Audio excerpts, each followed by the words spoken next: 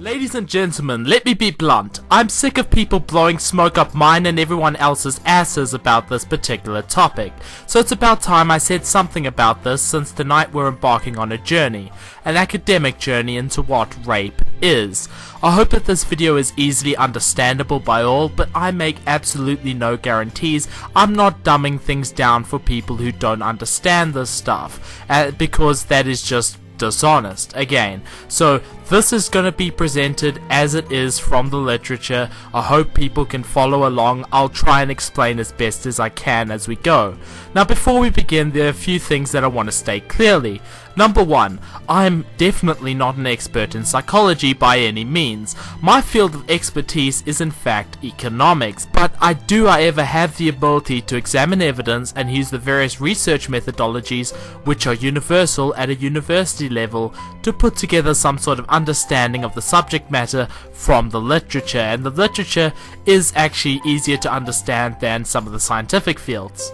There is also another thing. Before we begin to abstract away from the harsh realities of rape, I should probably actually point out that I'm not trying to turn something so brutal, which is a horrible crime, into a game of numbers and statistics, but what we need to do is be objective, or else all is lost. If we walk down the garden path of agendas and feeling incredibly bad about a topic and therefore letting our feelings influence our opinion to that degree, then we've already lost. Though, just so you know that I'm not a completely unfeeling, uncaring monster, I thought I should tell you a story about myself. So the other week I was out with my neighbor from next door. She lives with her boyfriend next door to me, in case anyone is asking if she's single or not. Anyway, what just so happened is that we both needed to do our laundry at the same time, so I spent the better part of an hour and a half talking to her. And if any of you people would meet her, you'd see just such a nice, attractive, friendly, cheerful person. But as I talked to her, we got round to the subject of false rape allegations, and in particular how her boyfriend's ex-girlfriend claimed to have been gang raped, even though there was no evidence of this fact. And so we kind of stumbled onto the topic of what happened to her. You see, at age 16 she was raped at her grandmother's house, and not even by a stranger, by a man who was living with her grandmother at the time. Her grandmother found out when the rapist asked her grandmother if my neighbor liked what he did to her. She blamed herself for the rape against all logic and didn't tell her mother for about 2 years after the event. Now, this was a few years ago when this happened, and she's still such a cheerful, jovial kind of person, and she's not letting what happened affect her life in any way, but I still can't help it. You know, just sitting there listening to this person who's so happy, so nice, so full of life, and thinking of the monster who could do that to someone like that. And even till this day I wonder why. What makes someone do something like that to another human being? So, it is this incident and the Thunderfoot rape apologetics drama that has driven me to research what I have. So the plan for what this video is going to be is as follows. We're going to be defining what rape is first. That's going to be quite a short section. Then we'll move on to why sociological research into why rapists rape is not exactly very valuable. The next part we will focus on is the two approaches into psychological research on rape, and then finally we'll try and get into some conclusions and some implications from the research to suggest ways in which we can actually reduce the problem of rape in our society, though we will find out that not all of those solutions are super practical. So first we'll deal with a very simple fact, the fact of what rape is, not in terms of an actual definition legally, but just a broad class of what it is. I'll let Penn Jillette explain it better than I ever could. Rape is not a sense or an attitude or an idea. Rape is not sexy, and rape is not sex. It's a crime. So, as rape is a crime, the appropriate fields to dissect why and how it occurs are criminology, criminal psychology, and jurisprudence, which is legal scholarship, not emotional arm flailing, conspiracy theories, and reckless disregard for the truth, plenty of which we'll find on YouTube in all directions at the moment. The important thing we're going to have to remember is that all of this research looks at a scenario where we have entity A, a rapist, and entity B, a victim, and that we only have these two entities in the mix. These entities are identifiable and separable. It is essentially a situation where you can say, yes, look, there's a rapist, yes, look, there's a victim. There are no grey areas or blurred lines involved. Now, there are also a couple of extra qualifiers that I have to make. Firstly, Yes, most of this information is gendered. These studies tend to focus on male and female rape. For the purposes of this video, therefore, everything is going to be in the terms of male and female rape in terms of what I'm looking at. I know that many of you will disagree with that and think that sucks, but I might do a special video dealing with the specific psychology of female rapists later on if I can find enough papers to do so. And also note, I'm not dealing with gang rape. There are papers on that topic that go into great detail about how the instance of gang rape is special. There's a lot of extra variables and processes going on there, like people becoming part of a pack and losing their identity and so on and so forth. For brevity's sake, I'm omitting those papers on pack rape from this analysis. Without further ado, let us begin. The first perspective on rape that we have to consider is the sociological approach. In this case, rape is seen as a learned behavior which is influenced directly by our culture. Simply put, rape culture in this case doesn't enable rape, it causes rape. This is the theory posited by Scully and Marola 1984, linked down below, as quoted by Rebecca Watson in her odious masterpiece on Thunderfoot. Now, as we'll see in a second, this paper and its explanation of rape is deeply flawed and severely lacking, because as we go, we start to see more and more evidence of the psychological elements creep in. The elements that explain what is being observed far better and far more accurately than what is being presented in the paper. For example, and I quote, "This paper does provide insight on how men who are sexually aggressive or violent construct reality, describing the different strategies of admitters and deniers. This is of course fallacious because the way in which people construct reality is a matter of psychology. This paper does not provide any insight into the schemata of rapists." This kind of example where this paper purports to have this understanding, a sociological understanding that overrides psychology and psychiatry, is actually completely false. So essentially what they did in this study was to sit down with 100 or so rapists and subject each of them to a lengthy interview asking them why they did what they did. Then they analyzed the results to give us the common themes in how the rapists justified their actions. Then they took these and basically compared them to rape myths and linked them to rape myths, and seeing as the reasons given by the rapists correlated with these ideas, they concluded that sexism in today's society is why these people rape. Here is a statement from the paper. While admitters and deniers present an essentially contrasting view of men who rape, there were some shared characteristics, justifications particularly, but also excuses are buttressed by the cultural view of women as sexual commodities, dehumanized and devoid of autonomy and dignity. In this case, the sexual objectification of women must be understood as an important factor contributing to an environment that trivializes, neutralizes, and perhaps facilitates rape.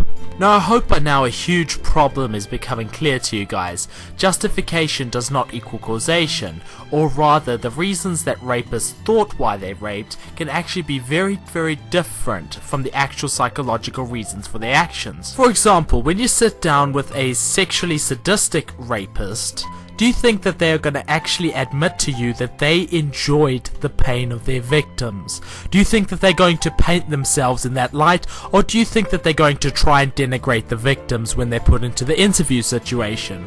So you can see what I mean. In fact, they found sometimes that the justifications given can actually be symptomatic of the psychological problems of the rapist. For example, one man insinuated that all of the women that he raped deserved it because they were all prostitutes, but the court records of his crimes indicated that none of the women were prostitutes. You see, this is arguably some form of delusion brought about by a mental illness. The main point here is that simply trying to say that rape is alert behavior brought about by rape culture and not the product of any sort of abnormal mental process is actually quite absurd. Even the results they obtained illustrate that there's abnormal psychology at work here. It is for this reason that psychology and psychiatry is where the main focus of why rapists rape lies. This is why the idea of rape as a learned behavior, as a sociological phenomenon, is not very highly regarded, and really I would argue that it misses the entire point of trying to find out why rapists rape. So, if society doesn't make people rape, then what does? Well, as I've said before, the keystone to really all of this is a very difficult topic, rape psychology. Now, I'm going to be quoting at length from an excellent paper by a Indian researcher known as Sarkar. This paper was published in the Indian Journal of Psychiatry in July of this year, so that was only a few months ago. This paper basically synthesizes or puts together all the findings of many other papers on what causes rape in terms of mental illness and psychology, mainly because, as we know, there's been a great deal of discussion about India's rape crisis, so this paper was in response to all of that. This paper is under 13 pages long and cites 50 other papers, so if there's a statement that I'm reading out loud from the paper, you can be sure that it's backed up by facts. In fact, I've taken all of the sources that he's used and I've put those in the video description to this video as well, so those are also cited there. I would encourage anyone with academic access to peer-reviewed literature to check out this paper because it is really good, and there's an APA citation for Sarkar down in the description of this video if you want to check it out and you have access to it. Now, fundamentally there are two approaches to rape psychology. This approach right here, which is a multifactorial model, we say there is no one psychological approach for what a rapist is, and that we need to look at each of the factors that make up a rapist's mental landscape and treat and understand each one of those in order to treat and understand rapists. And then you have the alternative view put forward by Palmer and Thornhill in terms of evolutionary psychology. In Evo Psych, which is what I'll get into a little bit later, basically the view of rape is that rape is an alternative reproduction strategy. Rape is basically a hangover from a previous stage of human evolution, specifically male evolution. At the moment, all we're going to be concerning ourselves with is the psychological factors. So let's just look into these first and then we'll get into Evo Psych. Okay, so let's just start off with the simplest statement of fact from Sarkar. Extensive research over the past 3 decades and more suggests that several mental health issues underlie sexual violence and offending. And this is a fact that I want to make clear. What is going on here is a matter of psychology and not some sort of product of a rape culture or vast conspiracy by men to keep women down or something like that. Rape culture does exist, but I'll get into what rape culture is a bit later. So the first factor looked at by Sarkar is neurobiological impairments, and I quote, "Rape may be associated with organic brain damage and learning disability disorders associated with congenital or acquired brain damage." Marshall and Barbaree, which are linked down below, or at least quoted down below as a source cited, proposed that a critical development task for adolescent males involves learning to distinguish between aggressive and sexual impulses, as this has consequences for their ability to control aggressive tendencies during sexual experiences and activities. They argue that both types of impulses, violent and sexual, originate from the same brain structures. For vulnerable individuals with adverse early developmental experiences, differences in hormonal functioning will make this task even more difficult. In other words, for some rapists, the rape is the end effect of their brain chemistry. They have an actual physical problem with their brain which damages their impulse control to the point of where they can legitimately not control themselves. Now, this is a rare explanation of why rape occurs, of course, but it also flies in the face of treating rape as a learned behavior, because in these individuals, learning to rape was not the issue. Being unable to learn how to not rape, it was the fundamental problem with them. So this is just one cause. Let's look at another cause identified by Sarkar. Psychiatric disorders. Most rapists are not mentally disordered. However, people with schizophrenia or related psychoses may often commit rape or show abnormal sexual behavior which is related either directly to the psychosis or indirectly to disinhibition.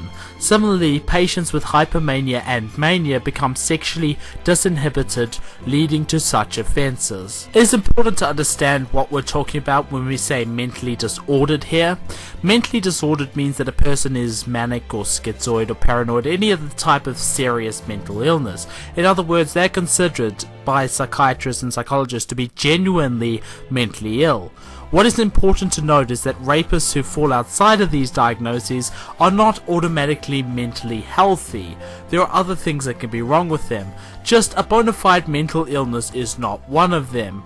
It's just important to note, though, that mental illness is a minority cause among rapists. Not all rapists are going to be obviously schizophrenic or paranoid or something of that nature. They could have other things wrong with them. Anyway, here's another factor. And this one's a slightly controversial one. Paraphilia. In Diagnostics and Statistical Manual 4th edition DSM-4, paraphilias are defined under the following terms. A. At least a 6-month period of recurrent, intense, sexually arousing fantasies or sexual urges involving specific paraphilic behavior, and that the fantasies, sexual urges, or behaviors B. Cause clinically significant distress or impairment in social, occupational, or other important areas of functioning. In the year 2000, DSM-4-TR added that this diagnosis could be made in certain cases where individuals, even though not personally distressed or impaired in their functioning, had acted out the urge and carried out the behaviors with a non-consenting party. That was all from Sarkar, by the way.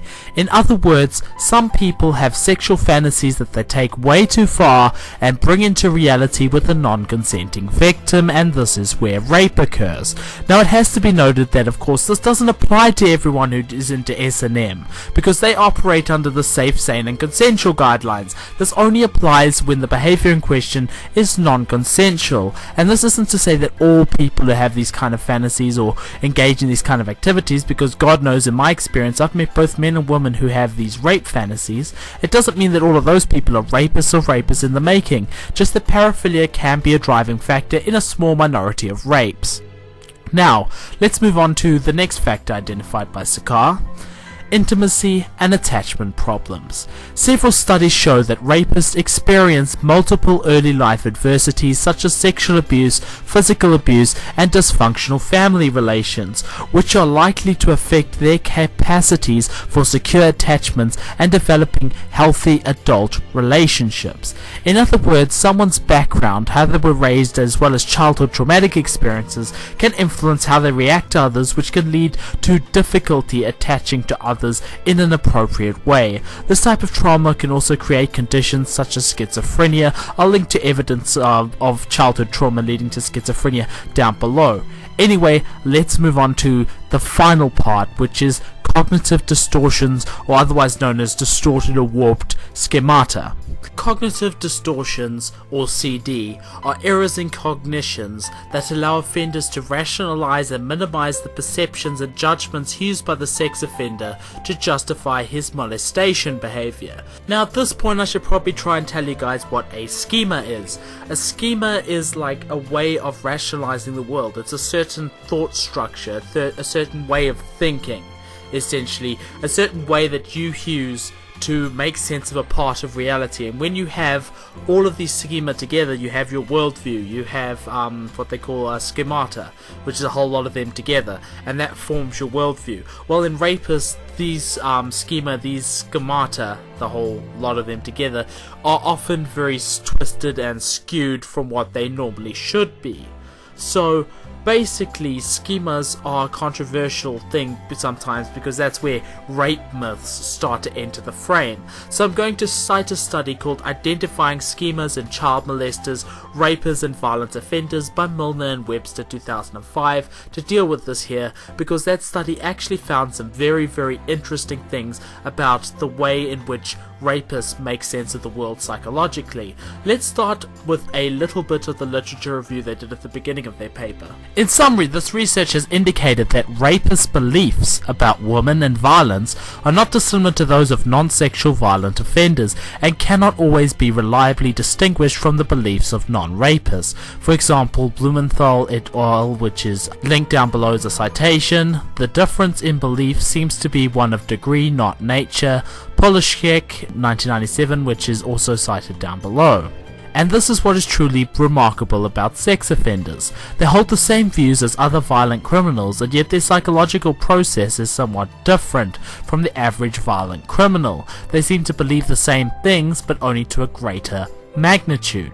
The study concludes that the current data indicates that schemas may be related more generally to violent interpersonal offending rather than to specifically sexual offending. There are considerable difficulties attached to attempting to establish a causal role in offending for a psychological variable, or indeed in establishing any clear link between cognition and behavior. And this is where the primary issue lies with the way in which some people look at rape. Rapists believe the same things as everyone else who are offenders and violent, and yet they take a complete different set of actions to violent offenders who, say, stabbed someone or shot someone.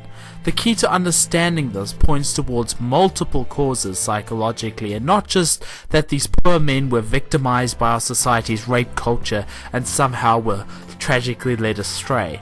What I want to get across though is that thought patterns are not going to be the only thing at play in the mind of a rapist. There's probably quite a number of other things up there. So that is the most important point here, that not one factor determines rape psychology. So of course, from all of this research, there are actual models that can be constructed of who a rapist is likely to be. Much like serial killers have different types, for example the spree killer, or a killer with a sexual compulsion of some kind, they're all different types. Rapists also have a typology to them. The following types are identified by the Massachusetts Treatment Center Rapist Typology version 3, the MTCR3. An application of this typology can be found down below. Anyway, the following types have been identified. The opportunistic rapist. Offenses are unplanned and impulsive, and immediate sexual gratification is sought, with force used as necessary. Offenses are driven largely by immediate antecedent events, situational factors, rather than personal psychopathology. For example, late night, lone, isolated female, no witnesses around. Sexual assault is one of many instances in this case of poor impulse control.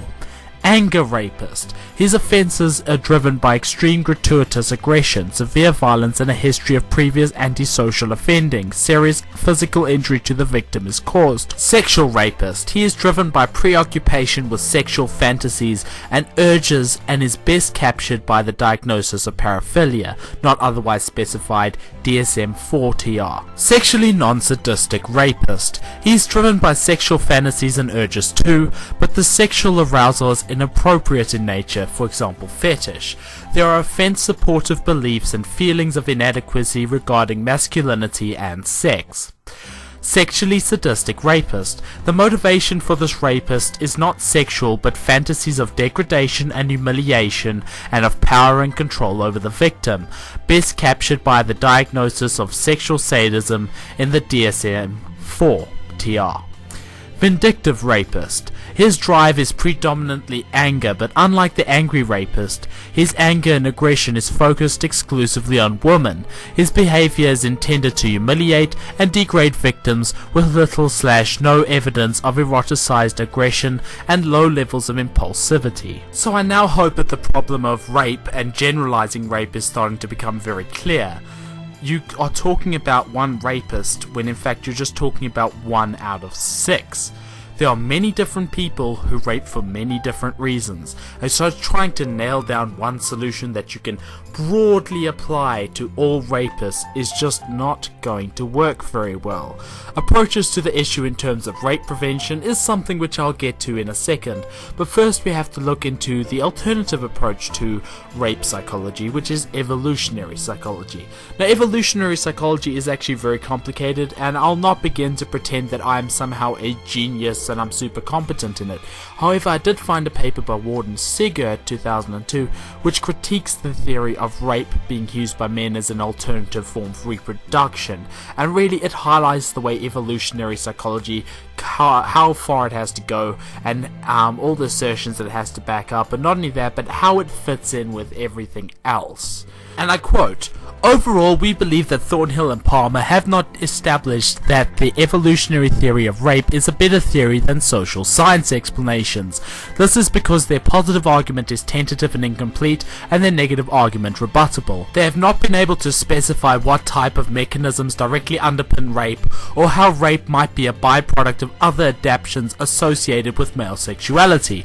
At best, their argument presents a strong case for the important but not exclusive role of biological factors in the etiology of rape and gender relationships. Evolved psychological mechanisms may partially predispose male to behave in sexually aggressive ways in certain circumstances. However, outlining exactly what these circumstances are requires positing theories that explain how social or cultural factors interact with our natural psychological tendencies. In other words, any evolutionary theory will need supplementing by social or cultural explanations. At this point in time, there are too many unanswered questions concerning the nature of the relevant adaptations and their contribution of sociological and cultural theories to conclude that evolutionary theories are sufficient to explain sexual aggression. Now, there has been a lot of back and forth over evolutionary psychology. The way that I personally interpret all of this is that yes, evolutionary psychology can explain the more compulsive behaviors. It can explain why certain men are compulsed to force themselves on women, or so on and so forth, because this is a gender theory, by the way. It can explain that behavior, but it can't explain the more sociopathic, the more antisocial side of rape. So I believe it is a good explanation for what it explains, but that it's not a complete explanation, and that it actually fits rather well with the previous 30 years worth of psychological work. Then again, it's kind of like the question of atheism versus God in terms of this, and I'm kind of an, compatibilist, and I'm like, yes, I think that both theories kind of fit together. But, that's just me. Many people have different thoughts on this, but I thought I should bring up evolutionary psychology, even though I don't agree with the way some people represent it, just so that we're being honest and we're acknowledging all sides of this. Now that we have thoroughly looked at why rapists rape and the different types of rapists, we can kind of start to draw some conclusions and implications from what we have here. Now, make no mistake, this is a very grey area, a very thorny and difficult topic to deal with. It is difficult to create solutions to a problem this complex without being discriminatory to either gender, but there are ways. So, let's begin. Let's just start with rape culture. Now, this is always going to be a controversial topic, but let's try and make it less so. Firstly, I want to say rape culture is a real thing, but this does not refer to anything ridiculous or overblown as the people who typically discuss it make it. It's just an observation that us as a society have a set of ideas around rape that, while most people are rational and intelligent, many people have misperceptions about what rape is and what causes it. In fact, the information which I've presented is probably going to be mind-blowing to a bunch of people, that you can actually say, these are the psychological reasons for rape, and these are the different types of rapists. You're not dealing with rapists as one group, you're dealing with a vast variety of different sicknesses there. So the main idea should be around rape culture is that we need to make sure that the correct information is getting out there about rape, that the correct statistics are presented, and that men are acknowledged, and that women and men are both seen as potential victims. These are things and elements of our rape culture, so to speak, the culture and ideas surrounding rape that are bad and need to change. The idea that there are no male rape victims is part of our rape culture, and there's no way getting around that. So we need to not be as allergic to the term rape culture and kind of reclaim it for what it is what my thoughts on rape culture is. And that is the relevant lesson from rape culture. But at the end of the day, there's no evidence to show that rape culture makes rapists rape. What is out there, however, is that these societal misunderstandings surrounding rape actually give aid to rapists. They help rapists, of course. I mean, you just think about this in terms of male rape victims. These ideas and the stigma around male rape victims is the reason that they don't go to the police, and that the police don't take them seriously. Obviously, there is something wrong with our rape culture. There is no other way around it, okay? But mainly what rape culture does is it helps out the rapist after the offense has already occurred. Now, many of these ideas and beliefs actually come from sex negativity. These ideas about what a slut is, about what a woman is, and what a man is. I mean, basically the idea is real men don't get raped. I mean, that is basically one of the ideas. Now, the only way to change this is to spread enlightenment. People need to confront the reality of this crime that is everywhere, every day. Okay? And I know that hate-driven feminists often say that rape is a male problem, that men can stop rape, but that is as disgusting as it was ridiculous, because we as a society need to make sure that everyone is getting educated on this topic, that victims don't end up blaming themselves, which they do a lot already. So the question of education is really what is looming large here, and you know what? I think everyone should know what rape is and what consent is, okay? Everyone should know that. I don't see any controversy in advocating teaching consent in a high school or even a middle school, as long as it is not gendered, as long as men are not exclusively blamed as a collective for being rapists, which is in and of itself a rape myth, that the only rapists out there are men. So there is no issue with education as far as I'm concerned. Teaching people not to rape, teaching people how to avoid rape through knowing proper consent and asking for consent appropriately, there should be no controversy around that. However, it has to be said that education alone will never stop a lot of these rapists, or at least some of these rapists out there. As I have proven beyond a shadow of a doubt by now, a lot of rapists have a plethora of mental issues at work, not just kind of naive misunderstanding of consent, and those issues cannot be sorted out by education alone. They need help. So a further way which we can try and reduce rape is by strengthening our approach towards mental health. If we can destigmatize people with these impulses, with these desires and so on and so forth from coming forward and getting treatment, if we can tell these people that it's okay to ask for help, of course we're going to get a decline in rape, because we can avoid rape by treating some of these people before they do anything to anyone. Furthermore, the one major theme that came through in terms of individual rapists is antisocial behavior. This is consistent in a lot of accounts of rape. So this is the only logical and rational place in which you can actually try and give advice to potential victims. The reality of rape is that the vast majority occur with people who you know. It's anywhere from 70% up to 90%. I don't really give a shit, because all the data on rape is all over the place. So it's anywhere between 70 and 90%. That is quite a huge margin of error, but there you are. So, spotting the signs of someone with mental instabilities, in terms of looking at your friends, looking at your loved ones, is actually a very, very good tool to possess. Being able to recognize the signs of a sociopath is a very, very useful life skill. Not just in terms of avoiding being raped, but just in general. It's a brilliant skill for surviving life, because every time in my life I've encountered a sociopath, they have been nothing but trouble. So a full list of symptoms for people with these type of disorders will be found in links down below. How to spot someone who's a compulsive liar, how to spot someone who is a sociopath. Both of those should be huge, huge warning flags if you're considering getting into a relationship with someone like that. Learning how to spot those symptoms will allow you to stay away from these people. And I could say from personal experience, learning how to spot and assess these individuals and getting away is actually a very, very valuable skill. The overall message, though, is that while rape is a very complex issue, in the end, the victim is not responsible for the actions of the perpetrator. In this case, in the case of where there's a rapist and there's a victim, and these are clear. From what we have, you have rapists who strike when presented with an opportunity, rapists who have a specific type of victim, rapists who do it for power, rapists who do it to fulfill a deeply held sexual fantasy. What I mean is that their victimology is just all over the fucking place.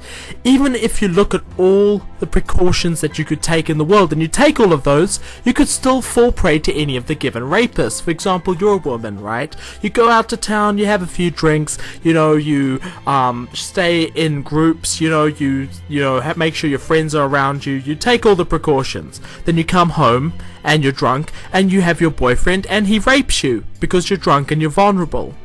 Okay, that happens. That shit can very easily happen. All the precautions in the world aren't gonna get around the fact that rapists will take advantage of you in one way or another. This is not to say that you shouldn't take any precautions, or that you should be paranoid about things, or blame yourself, because at the end of the day, victims of course can find a million different ways to blame themselves. And anyone who's talked at length to rape victims like I have, they know the depth of self-hurt and self-blame that rape victims are capable of. You know, if only they didn't wear that skirt, if only they didn't walk down that alley. These are all things that they think of themselves. You don't need to think of these things for them. I find that highly disgusting and insulting. People who say, oh, if only this happened, if only this didn't happen, then you wouldn't have been raped. Yeah, fucking wonderful bozo. Anyway, but what we have suggests that rapists strike for numerous reasons, and that there's no magic potion, there's no magic bullet that is going to stop rapists. Now don't get me wrong, we can reduce rape numbers, and rapists are of course perfectly responsible for their actions, but to my mind they have the most in common with spree shootings like I'd say Columbine and Sandy Hook. You don't know where they're going to strike, you don't know when they're going to strike, and you can't really prepare for them striking. And yet I don't see anyone telling the parents of the dead children in the case of Sandy Hook, you know, if little Johnny didn't go to school that day, he wouldn't have got shot. Do we try and shut down schools because of actions of a few lone nutters? No, we don't. We punish offenders, we make sure that we can respond to the situations in a timely manner, and above all else, we don't let them disrupt everyone's lives. It has to be the same with rapists. Telling their victims and potential victims to spend their entire lives cowering in fear is also only giving power over the victims to the rapists, power which the rapists do not deserve. Rapists are cowardly, vicious criminals who prey on those who they perceive as weaker than them. It's about time that everybody remembered that and acted accordingly in this little debate we have going on here. That said though, the level of rape in America has been dropping for years, for decades in fact, and this has actually been a great positive trend, and one that we can only hope continues, and one of course that we can encourage around the world through honest, rational discourse. So that's it. I've said my piece. I hope all of this has been useful. Other people can use these sources and these resources to look into rape in their own way, and I won't lie, this has been a very difficult and harrowing experience for me. Reading this much literature on rape has been quite tough. But I hope in the end that everybody learnt something useful. Now, if you'll excuse me, I need to go take a very long, hot shower and try and wash the sin off me. I've been Dangerous Analysis. That's been the longest video I've ever done on this channel, and probably the longest video I'll ever do. I'll thank you all for watching and subscribing, and as always, good night and good luck.